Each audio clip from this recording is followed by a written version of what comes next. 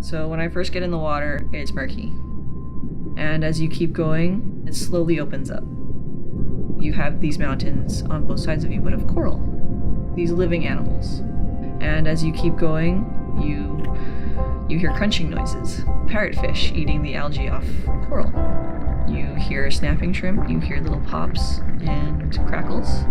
You also just hear the water movement. You're in the fish's world now. You get to see what they see, and that's why I love the water. I went to Kahaluu Elementary School, King Intermediate, and Castle High School, which is all on the bay here. So Kaneohe Bay has been my home for a very long time. When I first started at UH, I was undecided, that was my major, undecided. And I spent my entire undergraduate career trying to figure out what I'm interested in, and it turns out I'm interested in everything. It basically came down to, let's just take advantage of every single opportunity you can find and make that your education. Make it experiential learning.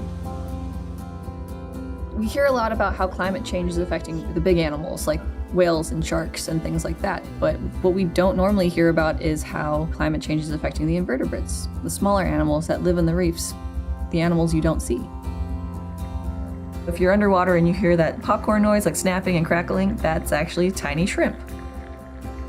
When fish hatch out of their little eggs and they go into the world, they're actually listening.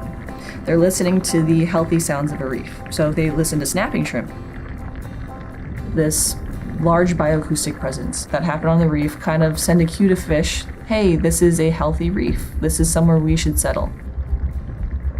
That's why you tend to see more fish on healthy reefs. And so when I had to design a senior thesis for my degree at University of Hawaii Manoa, I chose to do the regenerative rates of snapping shrimp claws under conditions of ocean acidification. If ocean acidification makes it harder for snapping shrimp to regenerate these claws, they can't snap. You don't hear that sound. It's harder for fish to find a productive reef. We work really hard out here at HIMB to protect the ocean. And it's my job, my responsibility to help pass on the responsibility to the future generations.